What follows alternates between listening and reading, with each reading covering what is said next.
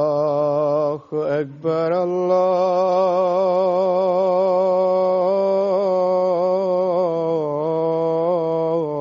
الله أكبر الله أكبر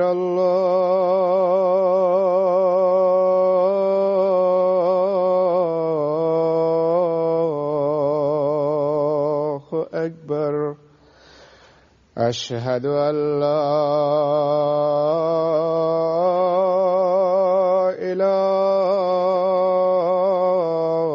إله إلا الله أشهد أن لا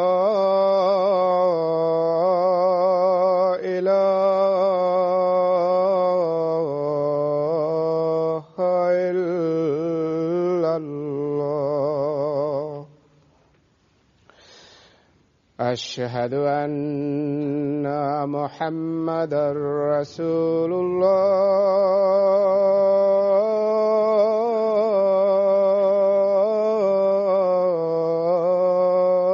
الله أشهد أن محمدا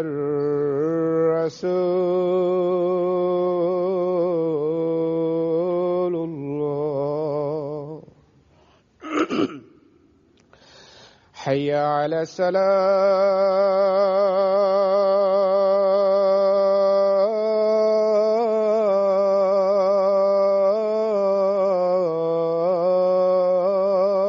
الصلاة حي على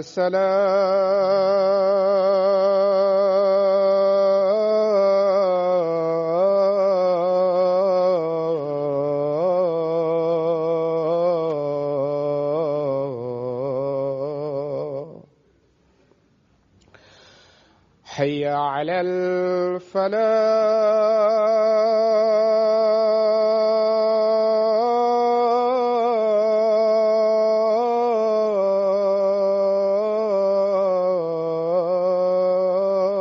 الفلاح حي على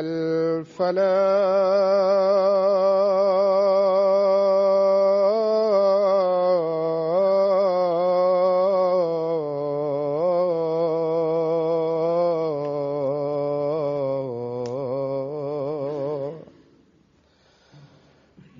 الله أكبر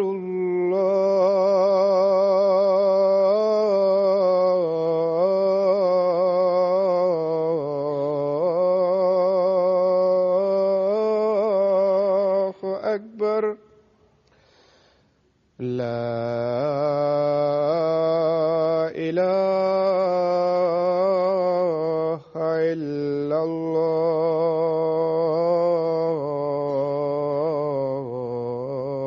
الله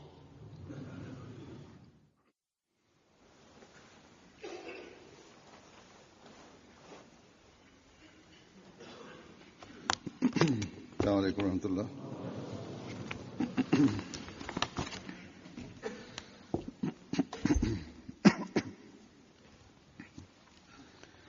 أشهد أن لا إله إلا الله وحده لا شريك له وأشهد أن محمدا عبده ورسوله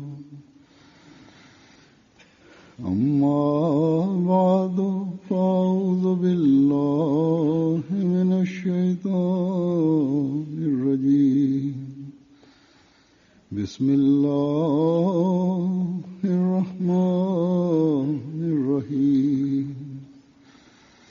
الحمد لله رب العالمين الرحمن الرحيم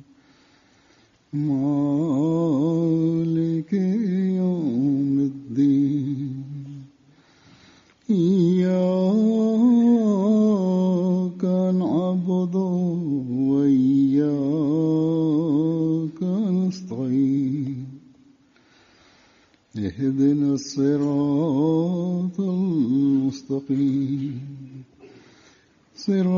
صراط الذين أنعمت عليهم غير المغضوب عليهم ولا الضالين.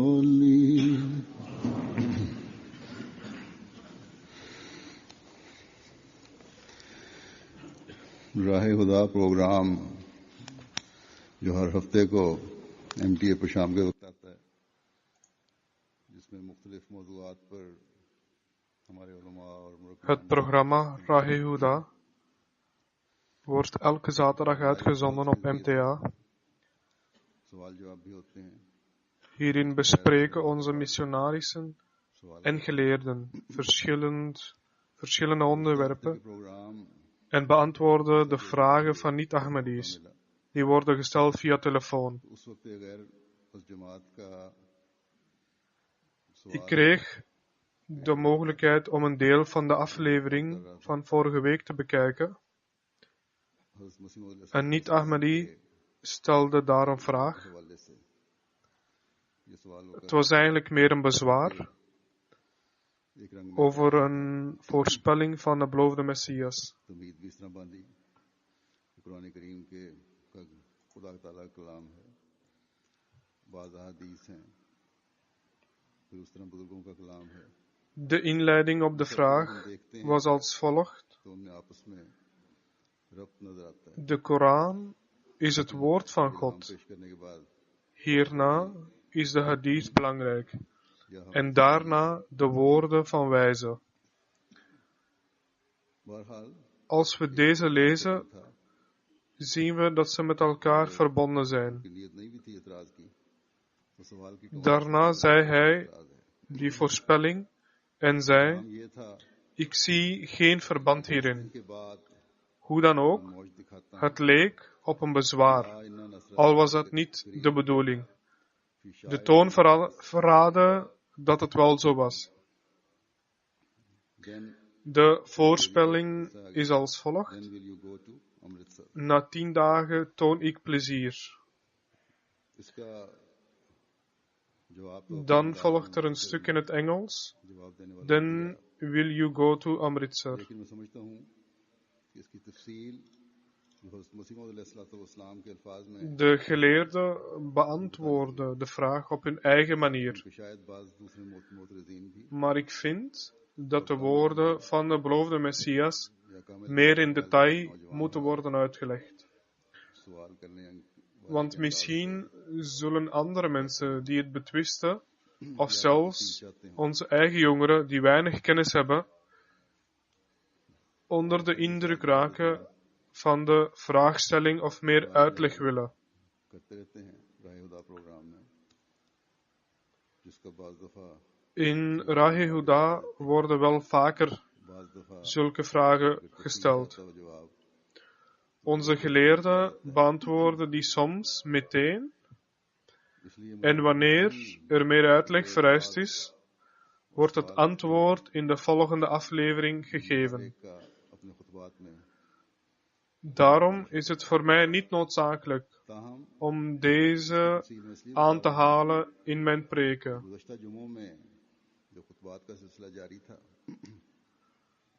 Maar मैंने ये भी कहा था ik ga er deze keer wel verder op in, निशानात omdat ik in de vorige opeenvolgende preken हमारे इन had gezegd ईमान में इजाफे dat de tekens van de beloofde Messias गैरों en de hulp van Allah के मुंह बंद करने के लिए ons geloof versterken शायद en de mond snoeren van anderen. गैरों के पास ना हो. जिस बात Deze bewijzen zijn in zulke grote aantallen aanwezig, शायद में dat anderen dit nooit kunnen evenaren. की है, ये बात De voorspelling waarvan de meneer een mikpunt van gespot probeerde te maken, निशान के तौर पर पेश फरमाई. werd door de beloofde Messias als een van zijn tekens gebruikt in Brahine Ahmadiyya. और काफी तफसील से जिक्र है. Ook in het boek बहरहाल Taskriya सवाल करने वाले के wordt dit uitgebreid beschreven.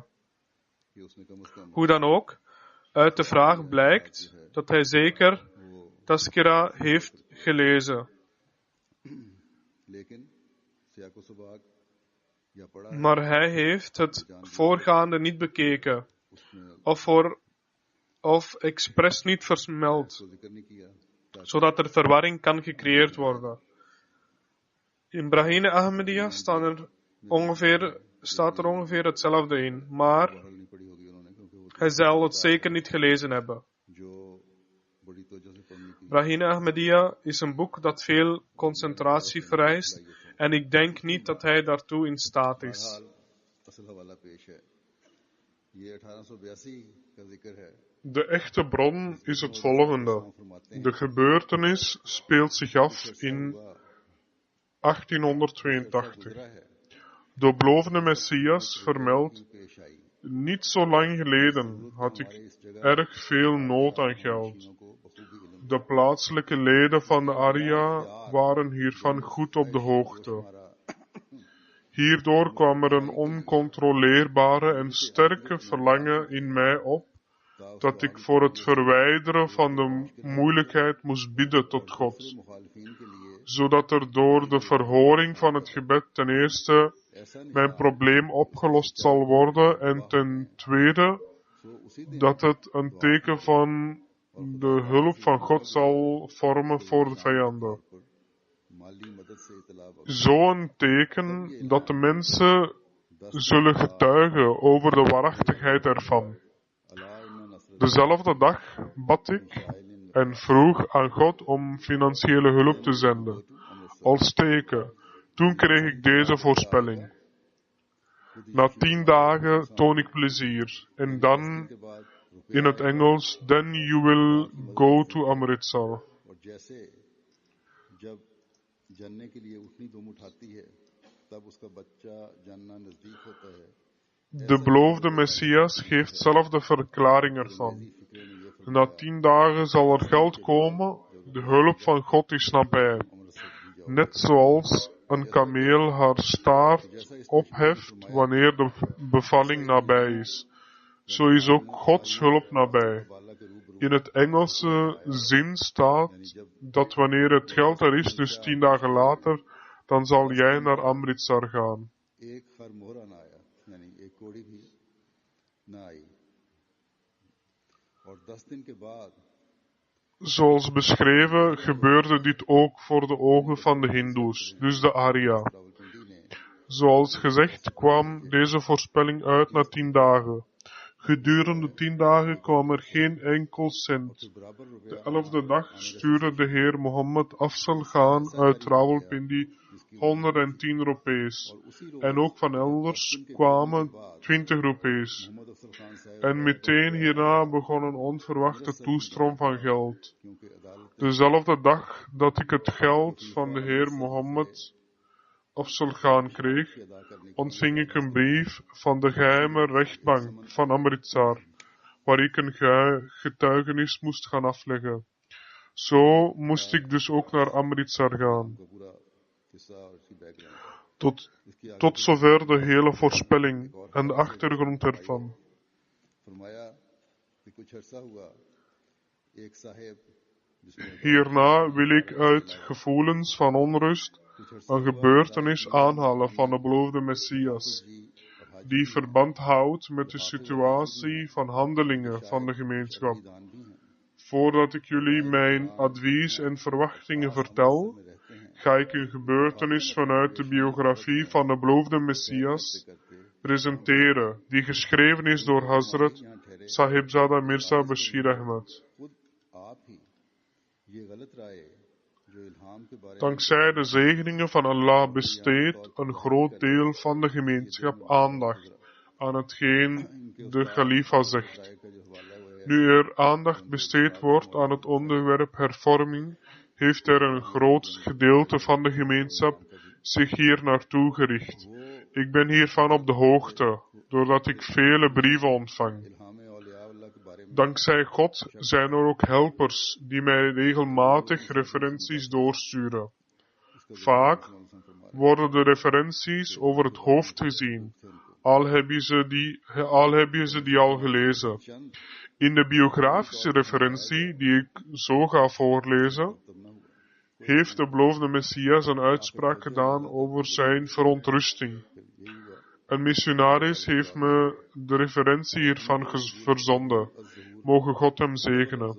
Hazrat Sahibzada Mirza Bashir Ahmed schreef over het leven van de beloofde Messias als volgt. Maulvi Sayyid Mohammed Saroor Shah heeft mij verteld dat er op een keer een conflict ontstond tussen Mir Nasir Nawab en Maulvi Muhammad Ali. Mir Nasir Nawab ging woedend naar de beloofde Messias om hem te lichten over het conflict. Toen Maulvi Muhammad Ali hiervan op de hoogte was, zei hij tegen de beloofde Messias: wij zijn hier gekomen voor uw heiligheid, zodat we in dienst van uw heiligheid de godsdienst kunnen dienen. Maar als er alleen klachten over onze heiligheid bereiken, dan is het mogelijk dat uw heiligheid een ander beeld krijgt over ons. Uw heiligheid is ook maar een mens. Het kan zijn dat onze aanwezigheid in Qadian nadelig uitdraait, in plaats van positief. De beloofde Messias zei: de Heer Mir heeft mij iets gezegd, maar ik was toen zo hard aan het reflecteren dat ik bij God niet meer weet wat de Heer Mir allemaal heeft gezegd. Dan zei hij: sinds enkele dagen is er enkel één sterke gedachte in mijn hoofd aanwezig, waardoor ik niks anders kan denken. Elk moment van de dag denk ik eraan. Als ik me buiten bij de andere mensen bevind en iemand praat tegen mij, dan blijft nog steeds die gedachte in mijn hoofd ronddwalen. Die persoon zal dan wel denken dat ik niet aan het luisteren ben, maar eigenlijk ben ik gewoon verzonken in mijn gedachten. Als ik naar huis ga, dan is die gedachte er nog steeds. Die gedachte overheerst mijn hersenen zo, dat het geen plaats laat voor andere gedachten. Wat is die gedachte? Wat is de echte reden voor mijn komst? De echte reden is dat er een gemeenschap ontstaat van echte gelovigen en die waarachtig geloven in God en een hechte band vormen met God, die de islam als leidraad heeft en het model van de heilige profeet volgt. Dat de wereld door middel van zo'n gemeenschap geleid wordt en dat de wil van God volbracht wordt. Als dit doel niet wordt bereikt en als wij de vijand overwinnen door middel van argumenten en zelfs als we ze helemaal onder ons heerschappij brengen, dan nog zal onze overwinning geen echte overwinning zijn. Want als het echte doel van mijn komst niet bereikt wordt, dan is al mijn werk tevergeefs geweest. Ik zie dat de tekens van de overwinning door middel van bewijzen zeer duidelijk zijn en de vijand voelt zichzelf verzwakken.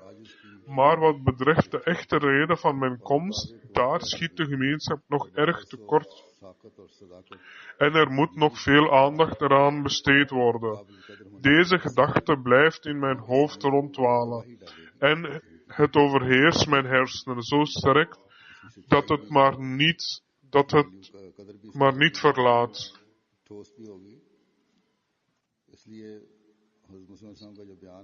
Dit was de pijn die hem ongerust maakte.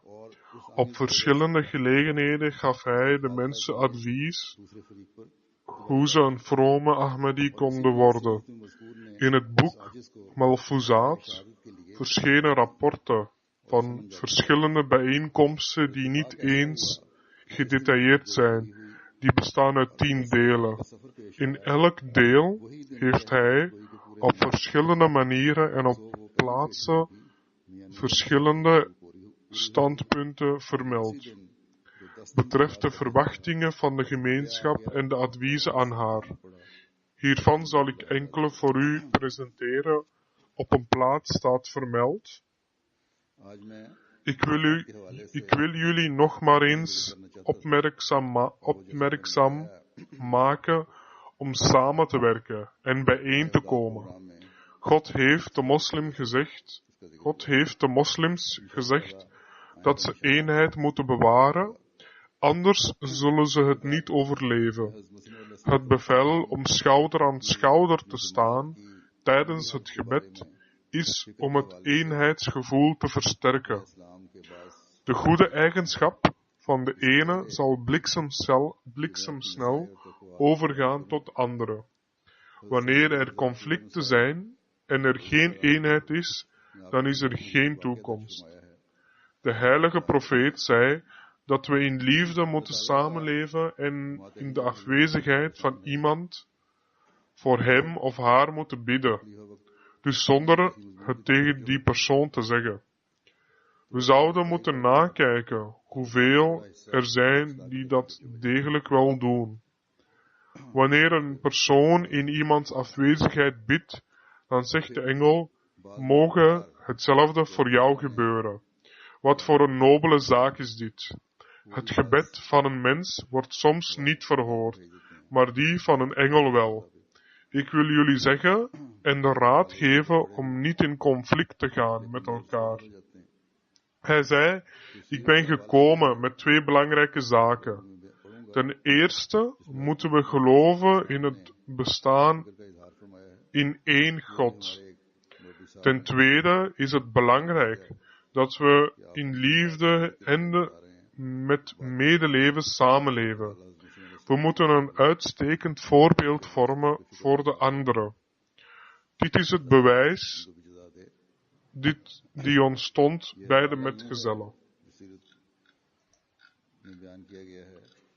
Gedenkt de gunst van Allah, die Hij u bewees toen gij vijanden waart en Hij uw harten verenigde.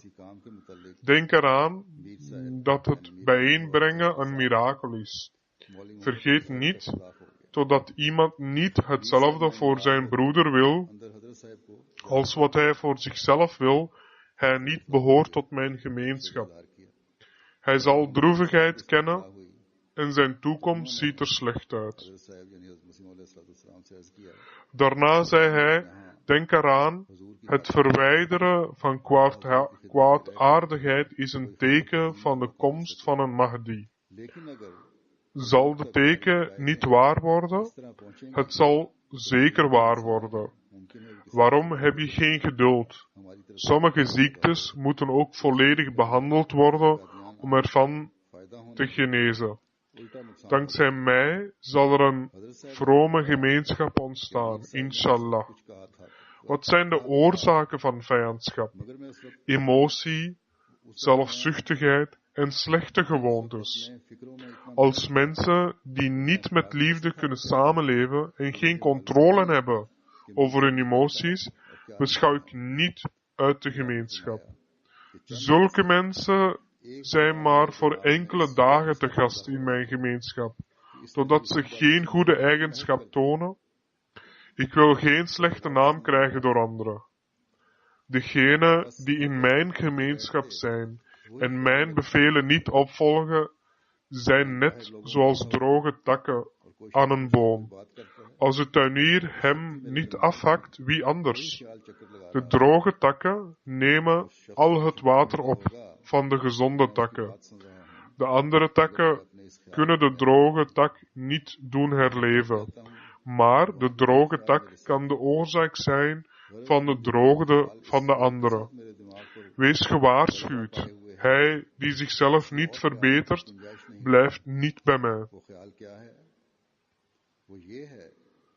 Wij hebben deze referenties al vaak gehoord en gelezen. Maar we moeten deze bekijken in verband met de uiting van de pijn van de beloofde Messias, die dagenlang met de gedachte rondliep dat de daden van zijn gemeenschap moesten verbeteren.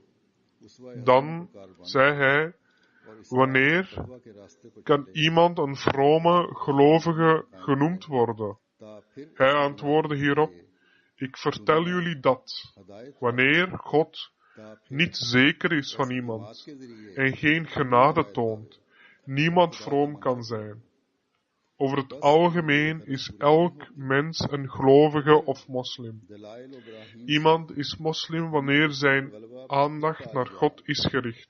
Zoals Allah zegt in de heilige Koran in Surah Al-Baqarah vers 113. फिर भी Dat wajhu letterlijk gezicht betekent. अगर हमारी Maar het kan ook verband houden met een individu. गोया हमारा सारा De persoon die al zijn krachten aan God geeft, kan men een echte moslim noemen. दलाइल और बराहीन की Ik herinner mij de gebeurtenis dat een moslim een jood uitnodigde tot de islam. लगा है लेकिन जो हमारी बेइज्जत की असल गरज है इसके मुतालिक अभी तक Deze moslim was echter zelf een hypocriet. बड़ी तवज्जो की De jood zei tegen de hypocriete moslim आजकल खा रहा है dat hij eerst naar zichzelf moest kijken कि किसी वक्त ही मुझे en dat hij niet ijdel moet zijn omdat hij een moslim is. है God जिसने आप wil कर दिया था het resultaat van de islam en niet het woord of de naam. कि अहमदी को कैसा होना चाहिए Daarna vermeldt hij मुल्फुजात की het geschreven जिल्दें हैं en het gezegde zijn nutteloos, doordat ze in praktijk omgezet worden. Want voor God tellen niet je woorden. God zegt, het is afkeurenswaardig bij Allah dat gij zegt hetgeen gij niet doet. किसी जिल्द इन Daarna zei hij dat als je de islam wilt dienen, je God moet vrezen en zuivere leven moet leiden. God zegt, blijft geduldig आपने en spoort anderen aan volhardend te zijn. इनमें से चंद एक इस वक्त मैं पेश करता हूँ Tijdens een gevecht is de aanwezigheid van een paard belangrijk, zodat de vijand de grens niet overschrijdt. कि तुम Zo moet je ook klaarstaan, zodat de vijand niet kan passeren en de islam kan verwonden. कि तुम वजूद Zoals ik al eerder heb vermeld, निकल जाएगी is het belangrijk, नमाज में एक दूसरे के als je de islam wilt dienen, je God moet vrezen के बाहम इत्तेहाद en een zuiver leven moet leiden. ताकत की तरह Zo zal je zelf genade krijgen van God en zijn schoonheid zal je van binnen raken. इत्तेहाद ना हो Je kan zien dat de moslimse buitenlandse krachten aan het verzwakken zijn. वसल्लम ने फरमाया Mensen kijken naar hun vol haat. Als we nu kijken के लिए गायबाना दुआ करो naar hen, zien we dat de toestand steeds aan het verslechten is. दूसरे के लिए गायबाना Hij zei, अगर एक शख्स गायबाना als je innerlijke kracht verzwakt, कहता है dan ben je verwoest. तेरे लिए भी ऐसा ही हो Zuiver je ziel, zodat de aanwezigheid van God ना हो zichtbaar is. रिश्ते की तो मंजूर होती है De zegeningen van God कहना चाहता हूँ zijn altijd met de vrome mensen. Doe niets wat de islam een slecht naam zou geven. अव्वल खुदा की De moslims die de leer van de heilige profeet niet volgen, maken de islam tot schande. गैरों के लिए करामत Een moslim die alcohol drinkt जो सहाबा में पैदा en dan overal zit te braken, आदान terwijl zijn hoofddeksel in zijn nek hangt. Ze liggen in vieze goten याद रखो en worden vervolgens gestraft door de polities. हर एक ऐसा ना हो Door de politie. Hindoes en christenen lachen hiermee. करे Wanneer ik zulke berichtgevingen lees of ervan op de hoogte gebracht word, इसका अंजाम vind ik het spijtig. Zo worden deze moslims door रखो God gestraft. Het is zeer teleurstellend dat degenen die op het rechte pad moesten lopen, क्यों सबर नहीं करते degenen worden die kans maken op de straffen van God. बाज अमराज Op deze manier maken ze de islam tot schande. इस दफा नहीं होता Deze personen वजूद से beweren एक moslims te zijn en toch verrichten ze slechte daden. क्या है Hierdoor krijgen niet alleen zij zelf een slechte naam, और जज्बात maar ook de islam. We moeten proberen om een vroom leven te leiden, ऐसे zodat de vijanden van de islam जज्बात पर काबू geen kans krijgen om ons te beledigen. वो से नहीं रह सकते De meeste kritiek वो याद रखें die er nu wordt gegeven, is dat de moslims zich niet gedragen volgens de leer van de heilige Koran. Waar men ook naartoe gaat, overal wordt die vraag gesteld. Vandaag is de Ahmadiyya moslimgemeenschap die de ware leer volgt en zo de kritiek weerlegt. Hiervoor moeten we ons uiterst best doen. We kunnen onze dankbaarheid getuigen door een goede voorbeeld te vormen voor de mensheid. Je ware dankbaarheid moet je vroomheid zijn. Alleen door alhamdulillah kan men dat niet bereiken. Wanneer men vroomheid bereikt, garandeer ik dat niemand je zal kunnen overwinnen. Er was een hindoe die zich bekeerde tot de islam. Maar hij liet het niemand merken. Hij zei dat een aantal collega's hem door hadden en plannen maakten om hem te ontslaan. Ze spraken vaak slecht over hem tegen de baas, maar hij reageerde hier niet op.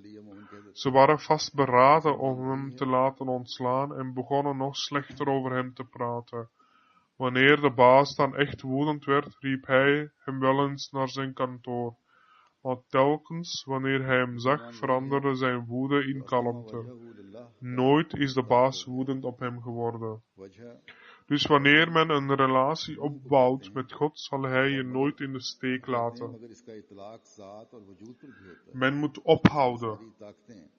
Men moet onthouden dat er in alles een voordeel is. Kijk naar de wereld. Er is geen grote en kleine schepsel die nutteloos is voor de mens. Al deze hemelse en aardse dingen zijn de schaduwen en resultaten van de karakteristiek van God. En als er alleen maar voordelen zijn in de karakteristiek, hoeveel voordelen zullen er dan zijn in zijn bestaan?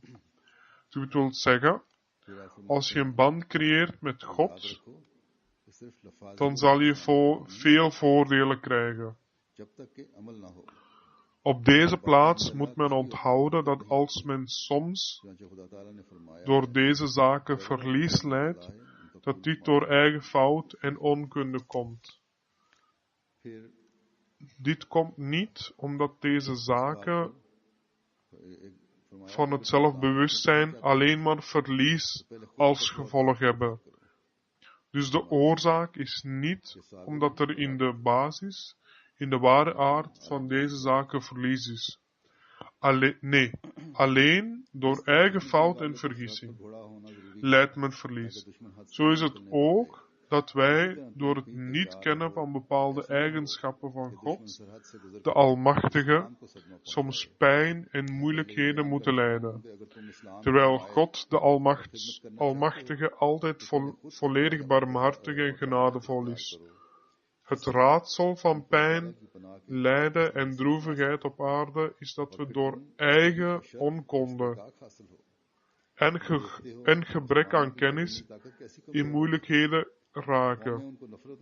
Deze vraag wordt ook door veel mensen gesteld. Waarom ontstaan er moeilijkheden? Moeilijkheden ontstaan door onze eigen schuld. Dus in dit opzicht zien we God, de Almachtige, als barmhartig, genadevol en een onbegrensd heilzaam wezen. Dus in dit opzicht zien we Allah, de Almachtige, als barmhartig, genadevol en kan men door hem alle voordelen bekomen. Dus men ziet het wezen waaruit men alle voordelige zaken kan bekomen. Men verkrijgt deze ook alleen door hem. Hij zei, en door deze heilzaamheid worden de meeste voordelen bekomen door degene die de nabijheid van God zoekt. Deze rang is voor de mensen die rechtvaardig muttaqi genoemd worden en een plaats krijgen in de nabijheid van Allah, de Almachtige. Hoe korter bij God de Godvruchtige komt, hoe meer hij een verlichting vindt die in zijn kennis en wijsheid op een sociale manier oplicht. Hoe verder weg hij zich verwijdert, des te meer neemt een vernietigende duisternis zijn hart en geest over. Zover dat hij een praktisch voorbeeld wordt van Al-Baqarah, vers 19, doof, stom en blind, derhalve keren zij niet terug. En hij ontvangt vernedering en vernietiging. Hiertegenover ontvangt degene die verlicht is, rust en eer van hoge status. Dus zegt God, de Almachtige zelf, in Surah Al-Fajr, vers 28 tot 29.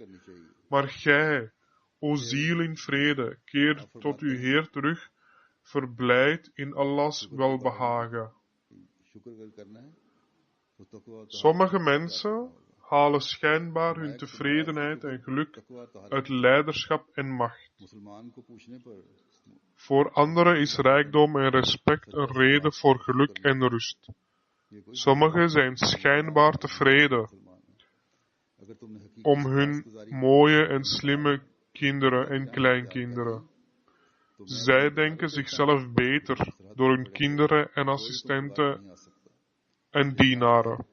Zij denken dat ze tevreden zijn, maar dit plezier en genot van materiële aard kunnen een mens geen ware tevredenheid en rust geven. Integendeel, ze geven zelfs een onreine hebzucht, die verlangheid en dorst doet ontstaan. Zoals bij een patiënt van bepaalde ziektes wordt hun dorst niet bevredigd, totdat het hen doodt. Iemand die op het wereldse gericht is, zal alleen het wereldse volgen. En uiteindelijk wordt dit zijn einde. Maar God, de Almachtige, spreekt over het zelfbewustzijn, dat zijn tevredenheid bij God, de Almachtige, heeft bereikt. Deze status is mogelijk voor een mens, en op dat moment is zijn geluk bij God, de Almachtige, ook al heeft hij rijkdom en winst, wereldse glorie, roem en zaligheid.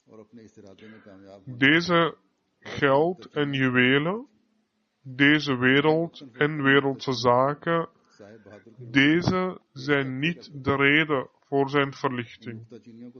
Wanneer de mens bij God, de Almachtige, zijn verlichting en rust niet kan vinden, kan hij zijn verlossing niet krijgen, omdat verlossing een synoniem is van tevredenheid. Dan vermeldt hij dat zonder de nafs-i mutmaïna, de tevredenheidsziel, een mens geen verlossing kan bereiken.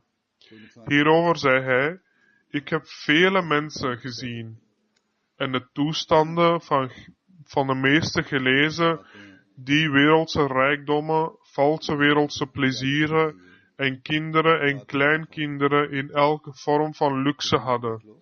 Dus ze hadden kinderen en bedienden. Wanneer ze stierven en wisten dat ze deze wereld gingen verlaten, als ook hun eigendommen, en naar de wereld zouden gaan, ontvlamde er in hen een vuur van wensen en ontelbare verlangens en gemis. Dit is ook een soort van hel, die het hart van een persoon geen verlossing en rust kan bieden. Integendeel, hij wordt in een toestand van onrust en moeilijkheid gebracht.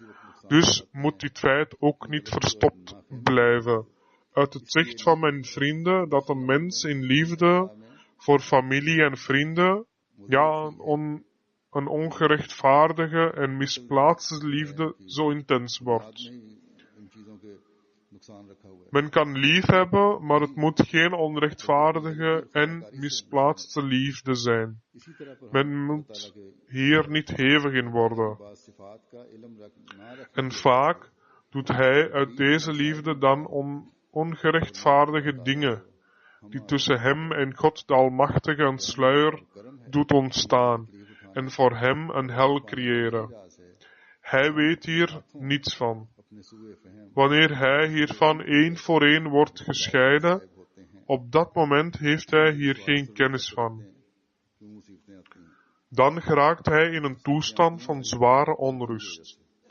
Het is niet zo moeilijk te verstaan dat als men gescheiden wordt van iets dat men lief heeft, men gekwetst wordt en er een diepe droevigheid ontstaat. Dit probleem bestaat nu niet alleen in een gerapporteerd opzicht, maar ook in een redelijk opzicht. Daarover zegt Allah de Almachtige in Surah Al-Humaza vers 7 tot en met 8.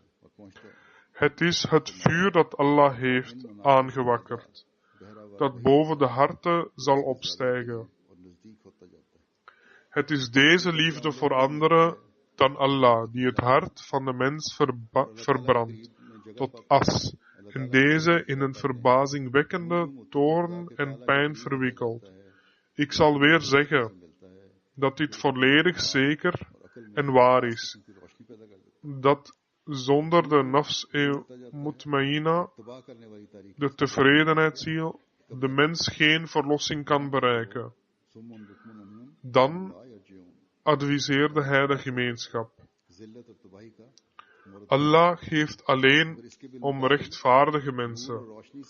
Creëer liefde en broederschap en verlaat brutaliteit en oneenigheid. Laat alles spot, want dat drijft het hart zeer ver af van de waarheid. Behandel elkaar met respect. Iedereen moet meer belangen hechten aan het gemak van zijn broeder dan zijn eigen gemak. Creëer een ware vrede met Allah, de Almachtige, en keer terug naar gehoorzaamheid aan Hem. De toorn van Allah, de Almachtige, daalt neer op de aarde en alleen degenen die volledig tot inkeer komen en tot Hem komen, zullen hiervan gered worden. Onthoud dat als je op het bevel van Allah de Almachtige richt en ijverig zijn religie steunt, dan zal God alle hindernissen verwijderen en dan zal jij slagen.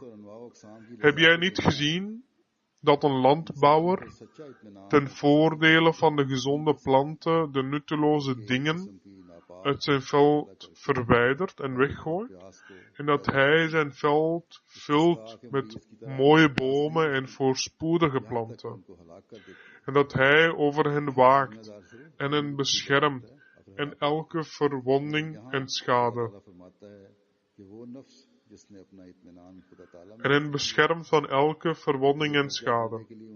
Maar de landheer geeft niet om de bomen en planten die verrotten of uitdrogen, of ze door de vee worden opgegeten, of dat een houthakker zich omhakt en in het fornuis gooit.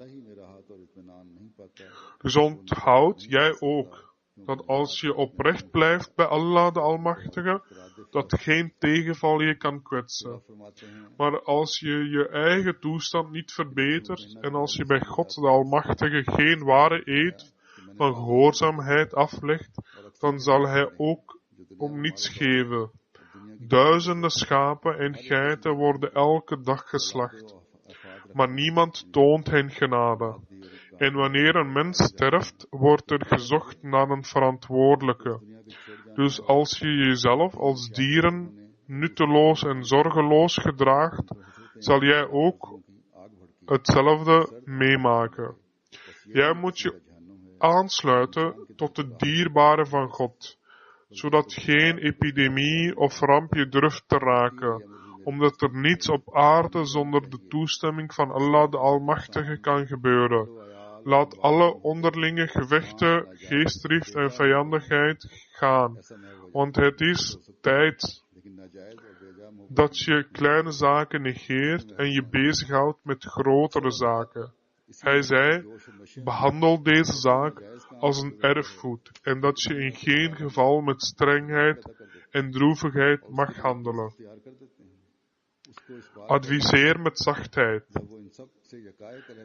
en wees niet gedreven door hevige emoties. Dan heeft hij vermeld, onthoud voor de toekomst dat je de ware broederschap nooit mag laten gaan, want anders zal de ware God ook niet blijven. Dan zei hij, mij is verteld dat in Surah Ar-Ra'ad, vers 12, voorzeker, Allah verandert de toestand van een volk niet, voordat zij hetgeen veranderen wat in hun hart is veranderd.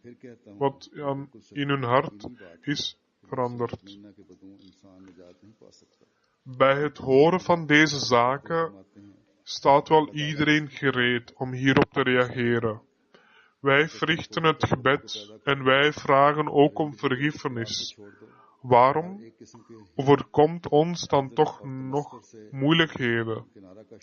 Het is echter zo dat degene die de gezegde van Allah de Almachtige verstaat, de gelukkige is. De bedoeling van God, de Almachtige, is meestal iets anders. Men verstaat iets anders en dan wordt het nog overwogen volgens de verstand van iemand.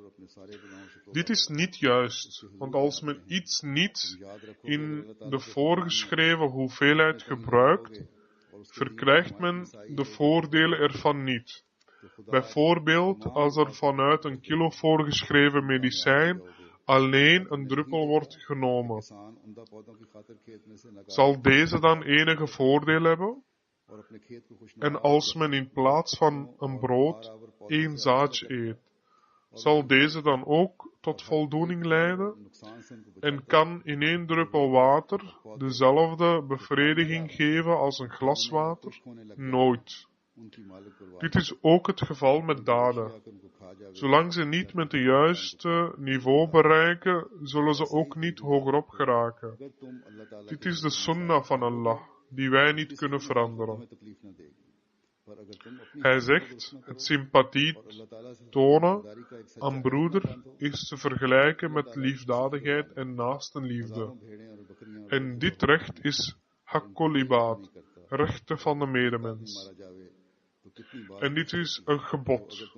Zoals God de Almachtige het vasten en het gebed verrichten verplicht heeft, zo heeft hij ook verplicht dat je moet zorgen voor haqqul ibad, voor rechten van de medemens. Hij zei, degene die medelijden verlaat de godsdienst. De heilige Koran zegt, wie ook een mens doodt, behalve wegens het doden van anderen of het scheppen van wanorde.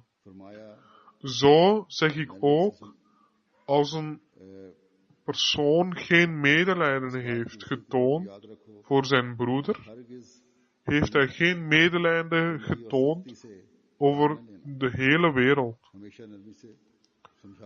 Heb het leven niet zo lief dat het geloof verzwakt. Laat het recht van de broeder nooit varen. Als we dit al verstaan, verdwijnen heel wat van onze gevechten, ruzies, bedroevigheid en rechtszaken. Hij zegt, onthoud dat alle gunsten met het geloof zijn verbonden. Versterk het geloof. Het negeren van rechten van anderen is een zonde. Als je de rechten afsnijdt en beëindigt, zondig je. Hij zei, als de gemeenschap die God, de Almachtige, tot voorbeeld wil maken, de toestand bereikt van geen broederlijkheid en medelijden is, zal dit zeer verkeerd zijn. Dan vermeldt hij onze gemeenschap die gehaat wordt door de tegenstanders, die willen dat deze gemeenschap afsterft en vernietigd wordt, moet ophouden dat ik met mijn tegenstanders, ondanks hun haat, op één zaak eens ben.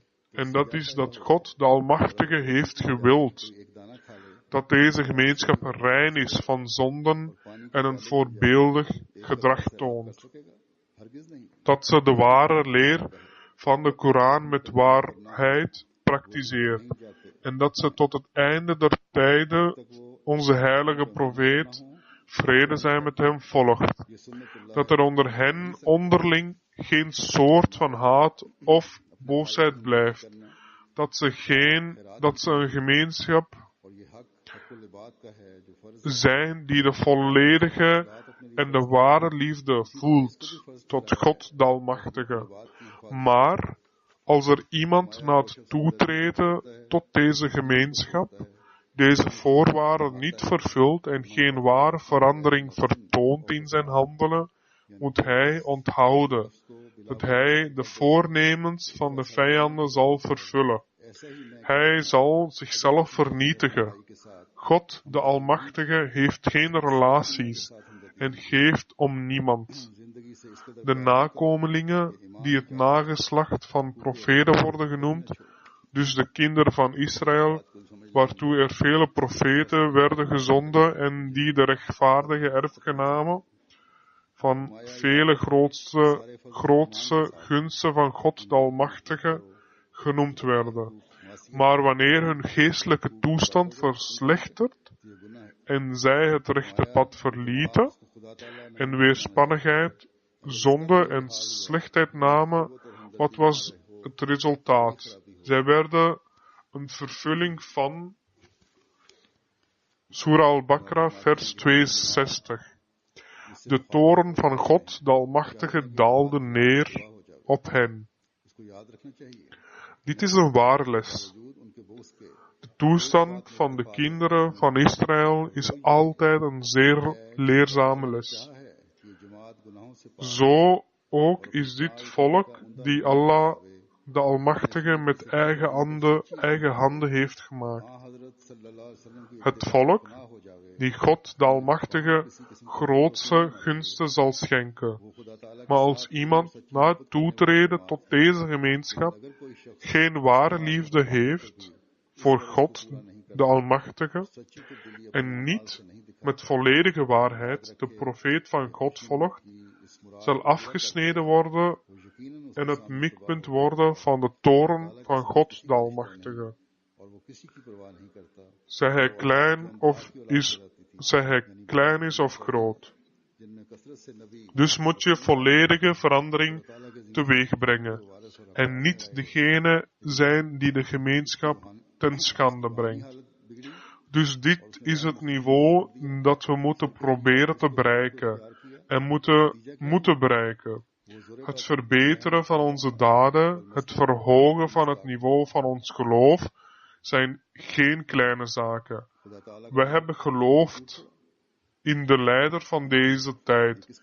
Dus moeten wij ten volle proberen en onszelf inspannen om zijn verwachtingen te volbrengen. We moeten proberen zelfs de kleinste en juiste daad te vervullen. En we moeten een volledige afkeer tonen tegenover elke kwaad. Het is nodig dat we in liefde, genegenheid en broederlijkheid doen toenemen. Het is nodig dat we elkaars hulpers worden. Slechts dan zullen we de plichten van onze beid vervullen. Mogen Allah, de Almachtige, ons hiervoor de kracht geven. Vandaag wil ik u alweer herinneren aan de islamitische landen, vooral Syrië, Egypte en dergelijke, waar er oproer is. Vooral Syrië, waar er zeer veel wreedheden plaatsvinden. Ik wil vragen om voor hen te bidden, हर बदी से हमें zo ook voor de Ahmadis in Pakistan. करना चाहिए. In Pakistan vinden er veel gruwelijkheden plaats tegen de Ahmadis en op elke manier wordt het voor hun onveilig gemaakt. Mogen Allah de Almachtige hen allemaal in zijn veiligheid nemen en mogen Hij de mensen die oproer veroorzaken en de vrede verstoren snel straffen. Amin. फसाद हैं शाम खास तौर पर बहुत ज़्यादा जुल्म हो रहे हैं वहाँ, उनके लिए दुआ के लिए कहना चाहता हूँ. इसी तरह पाकिस्तान के अहमदियों के लिए भी, पाकिस्तान में अहमदियों पर बहुत जुल्म है और हर तरह से उनको अदम तहफ़्फ़ुज़ का एहसास दिलाया जा रहा है. अल्लाह ताला उन सबको अपनी हिफाज़त में रखे और ये लोग जो फितना बर्दाश्त और अमन बर्दाश्त बर्बाद करने वाले हैं, इनको अल्लाह ताला अपनी पकड़ में ले जल्दी.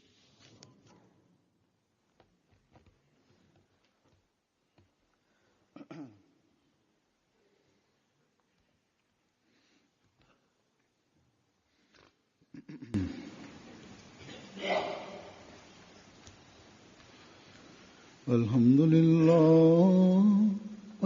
لله نحمده ونستعينه ونستغفره ونؤمن به ونتوكل عليه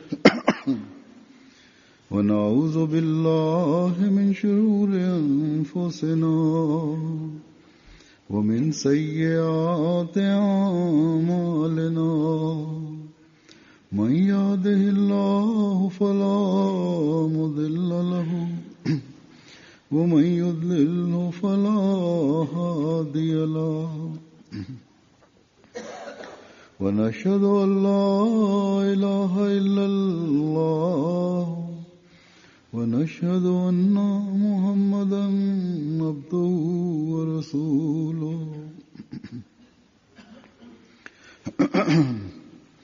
عباد الله رحمكم الله، إن الله يأمر بالعدل والإحسان وإيتاء ذي القربى وينهى عن الفحشاء والمنكر والبغي يعظكم لعلكم تذكرون.